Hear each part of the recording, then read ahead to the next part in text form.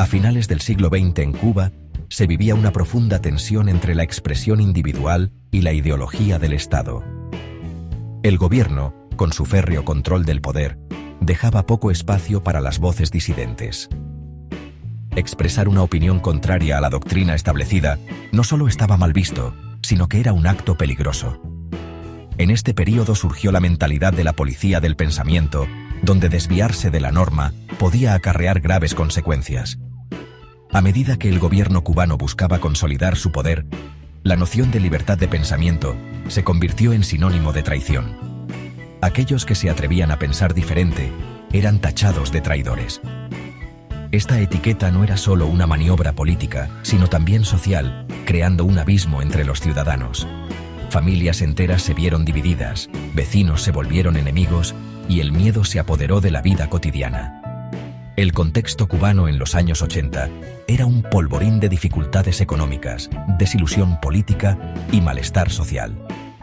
En este escenario, se desarrollaron los acontecimientos en torno a la Embajada de Perú y el éxodo del Mariel, que ilustran hasta qué extremos llegarían las personas para buscar la libertad. Estos eventos dejarían huellas imborrables en quienes los vivieron, tanto si se quedaron como si se fueron. Estos momentos históricos no se tratan solo de cifras o maniobras políticas. Se trata del costo humano de reprimir la libertad de pensamiento. Las personas que vivieron estos eventos, las que se refugiaron en embajadas o abordaron barcos abarrotados, llevaban consigo el peso de una sociedad que los veía como marginados. Comprender sus historias es crucial para apreciar el impacto más amplio de la represión del pensamiento en Cuba. En abril de 1980, un día aparentemente normal en La Habana dio un giro dramático. Un autobús se estrelló contra las puertas de la Embajada de Perú, desencadenando una serie de eventos que captarían la atención mundial. En cuestión de días, más de 10.000 cubanos buscaron asilo en los reducidos espacios de la embajada. Este acto de desafío sin precedentes indicaba una desesperación colectiva entre la población cubana. El incidente en la embajada peruana fue más que una declaración política. Fue un grito de auxilio. Quienes entraron en la embajada no solo buscaban una salida de Cuba, buscaban una nueva vida, libre de las opresivas ataduras de su patria. La respuesta del gobierno cubano fue rápida e inflexible, calificando a estos solicitantes de asilo como contrarrevolucionarios. Dentro de la embajada, las condiciones eran precarias. Miles de cubanos hacinados en un espacio reducido, con acceso limitado a alimentos y saneamiento. Sin embargo, la esperanza de escapar de su situación mantuvo a muchos decididos a resistir. Afuera, el gobierno cubano se enfrentaba a un dilema internacional mientras los ojos del mundo se volvían hacia La Habana. Este evento obligó al gobierno cubano a confrontar una verdad incómoda. La revolución ya no era universalmente aceptada. El incidente puso de manifiesto la creciente insatisfacción entre los cubanos y subrayó hasta dónde llegarían las personas para escapar de la represión. Fue un punto de inflexión que sentó las bases para el éxodo del Mariel, un éxodo masivo que pronto seguiría. Tras la crisis en la embajada peruana, el gobierno cubano tomó una decisión sorprendente. En un discurso televisado, Fidel Castro anunció que todo aquel que deseara abandonar Cuba podía hacerlo desde el puerto del Mariel. Esta declaración condujo al éxodo del Mariel, un éxodo en el que aproximadamente 125.000 cubanos se embarcaron en un peligroso viaje a Estados Unidos. El éxodo del Mariel fue un acontecimiento caótico, con barcos de todo tipo llegando al puerto para llevarse a aquellos desesperados por un cambio. Los pasajeros, muchos de ellos tachados de indeseables por el régimen cubano, se enfrentaron a una travesía peligrosa por el estrecho de Florida. Para muchos, la promesa de libertad valía la pena el riesgo de viajar en barcos abarrotados y con un futuro incierto.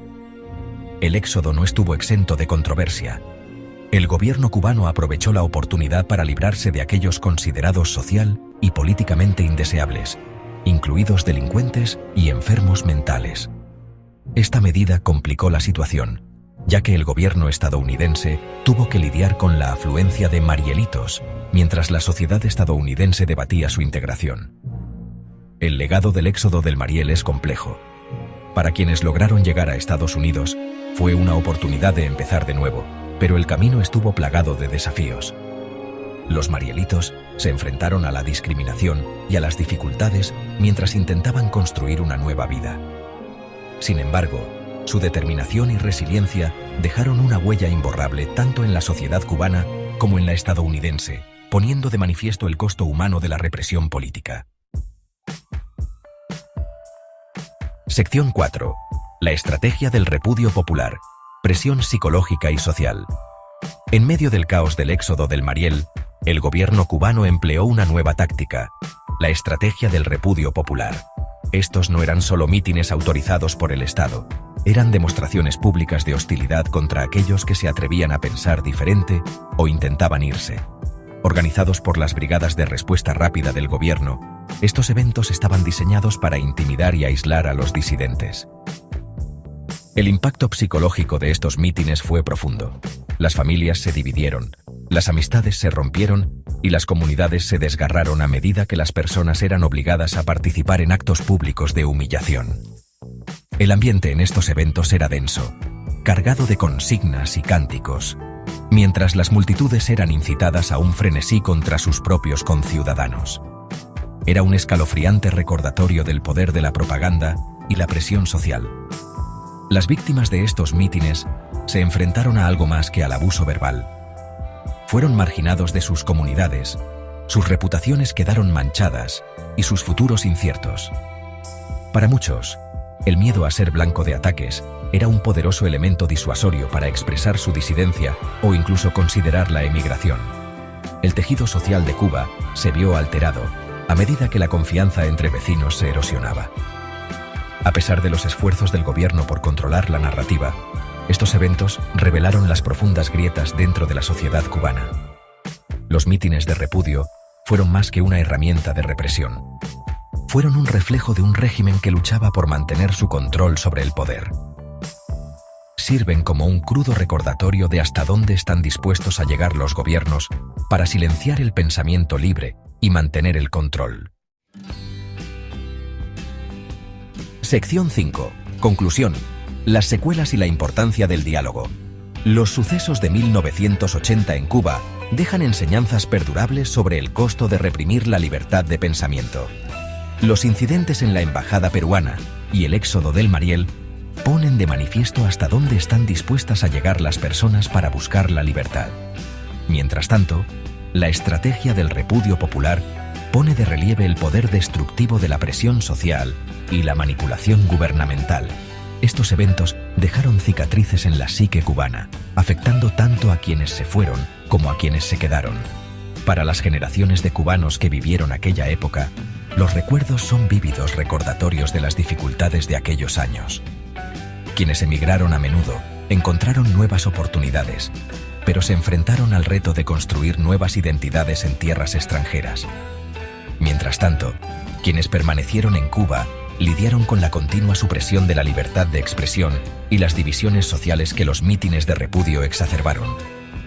Al reflexionar sobre estos acontecimientos, es fundamental reconocer la importancia del diálogo y la tolerancia. Las sociedades prosperan cuando se escuchan y respetan las voces diversas. La experiencia cubana ilustra los peligros de permitir que la ideología ahogue el debate. En palabras de un exiliado cubano, no hay peor prisión que el miedo a pensar diferente. Esta frase sirve como un conmovedor recordatorio del costo humano de reprimir la libertad de pensamiento. En última instancia, la historia cubana es un testimonio de la resiliencia del espíritu humano. A pesar de las dificultades, muchos cubanos siguen luchando por un futuro en el que el diálogo y la comprensión prevalezcan sobre el miedo y la represión. Aprendiendo del pasado, podemos aspirar a construir un mundo donde el pensamiento libre no solo sea tolerado, sino celebrado.